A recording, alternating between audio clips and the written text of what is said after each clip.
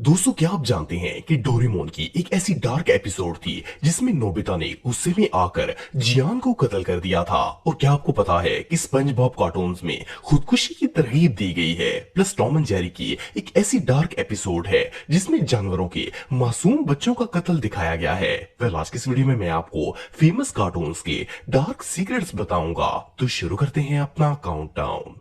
Sponge Bob. दोस्तों, ये cartoons न सिर्फ बच्चों बल्कि बड़ों के भी फेवरेट माने जाते हैं। वैसे तो स्पंज बॉब की सारी एपिसोड्स काफी एंटरटेनिंग होती हैं, लेकिन 2012 में इन कार्टून्स की एक ऐसी एपिसोड रिलीज हुई थी जिसे देखकर बच्चे तो क्या, बड़े लोगों का भी जहन खराब हो जाएगा। स्पंज बॉब की इस एपिसोड का नाम आर यू हैप्पी नाउ था और इसे 31 मार्च 2012 को रिलीज किया गया था। इस एपिसोड में स्पंज बॉब का दोस्त स्क्विडवार्ड बहुत सैड होता है। इसे लगता है कि वो दुनिया का सबसे अनहैप्पी इंसान है और इसके पास कोई अच्छी मेमोरी नहीं है। स्पंज बॉब इसे खुश करने की बहुत कोशिश करता है, लेकिन वो इसमें नाकाम हो जाता है और स्क्विडवर्ड इतने गहरे डिप्रेशन में चला जाता है कि कई दिनों तक अपने आप को रूम में लॉक कर लेता है। इवन इस एपिसोड में ये भी दिखाया गया कि स्क्विडवर्ड अपने आप पर इतनी टेंशन और स्ट्रेस सवार कर लेता है कि वो खुदकुशी करने तक पहुंच जाता है। वो एक रस्सी को पंखे से बांधकर पहले एक स्नेल को लटकाता है और फिर अपने आप को मारने की कोशिश करता है ताकि टेंशन से जान छुड़ा सके।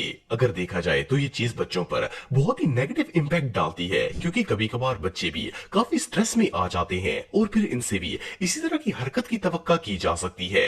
स्पंज बॉब की ये एपिसोड रियली टेरिफाइंग थी। डोरेमोन। दोस्तों, डोरेमोन एक ऐसी कार्टून है जो हमेशा से ही क्रिटिसिज्म का शिकार रहे हैं। इसकी वजह यह है कि इन कार्टून्स में ज्यादातर नेगेटिविटी दिखाई जाती है जिसका बच्चों पर बहुत ही बुरा असर पड़ता है। आपको जानकर हैरानगी होगी कि 1973 में डोरेमोन की कुछ एपिसोड्स रिलीज की गई थी जो बच्चों के लिए इस हद तक मिसलीडिंग थी कि इन्हें फौरन बैन कर दिया गया था।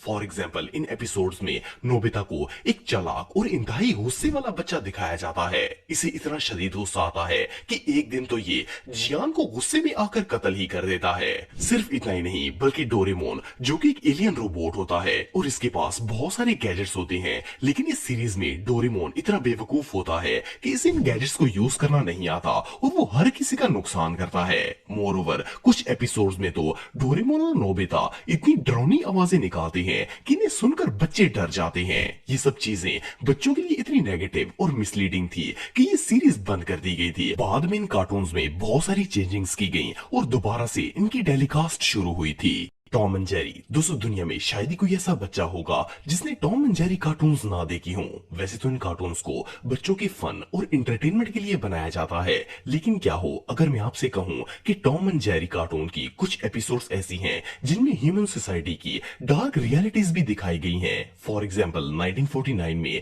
टॉम एंड जेरी की एक एपिसोड रिलीज हुई थी जिसका नाम हेवनली पुस था। इस एपिसोड में भी as usual Tom and Jerry की नॉन स्टॉप फाइटिंग होती है, लेकिन इस दौरान टॉम पर सीढ़ियों से एक पियानो गिरता है जिससे इसकी डेथ हो जाती है। इसके बाद दिखाया जाता है कि टॉम की सोल एक एक्सकेलेटर के जरिए हेवन में पहुंच जाती है जहां एक गोल्डन ट्रेन इसका वेट कर रही होती है, लेकिन अचानक वहां पर एक बोरी में बंद 3 नन्हे बिल्ले आ जाते हैं। जब ये बिल्ले बोरी से बाहर निकलते हैं तो इनसे पानी के कतरे गिर रहे होते हैं। देखने में तो ये एक आम सा सीन लगता है, लेकिन असल में इस एपिसोड में ये दिखाया गया है कि इन बच्चों को किसी ने बोरी में बंद करके पानी में फेंक दिया था जिससे इनकी डेथ हो गई थी और अब ये डूबकर जन्नत में पहुंच गए थे। अफसोसनाक बात यह है कि ये एपिसोड हकीकत पर मबनी है, क्योंकि हमारी सोसाइटी में इसी तरह एनिमल अब्यूज किया जाता है और कई लोग जानवरों के साथ ऐसा ही सलूक करते हैं जैसा टॉम एंड जेरी की इस एपिसोड में दिखाया गया है।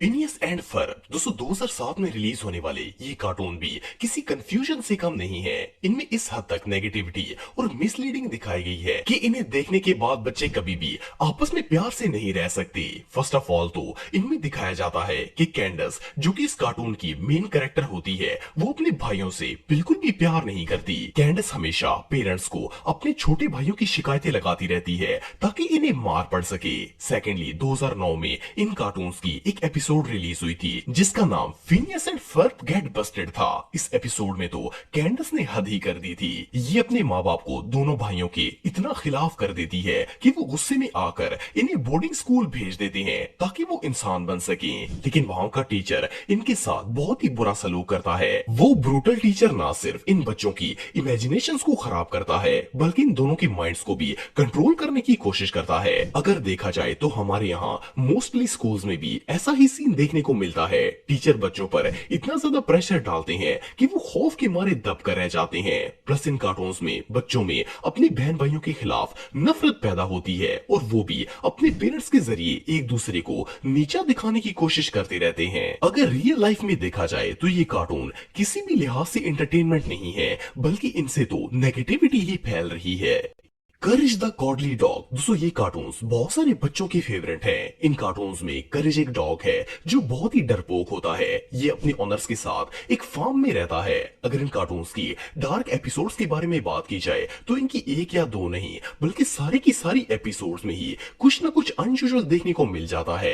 फॉर एग्जाम्पल करेज का ऑनर यूटस इसे हर वक्त एब्यूज करता रहता है। बच्चे जब इस तरह की कार्टून्स देखते हैं तो वो भी जानवरों को इसी तरह हर्ट करने की कोशिश करते हैं क्योंकि इन्हें लगता है कि ये कोई बुरी बात नहीं है। मोरओवर इन कार्टून्स में दिखाया जाता है कि करिश को अक्सर जिन, भूत और एलियंस वगैरह नजर आते हैं जो कि इसकी ऑनर्स को नजर नहीं आते। करज इनसे बहुत डरता है और खुद ही इनसे लड़ने की कोशिश करता रहता है। इन कार्टून्स को देखने के बाद बच्चा भी हर चीज से डरने लगता है। आल्दो इनमें कोई रियलिटी नहीं होती लेकिन बच्चों के लिए ये एक इमेजिनेशन हॉरर बन जाता है।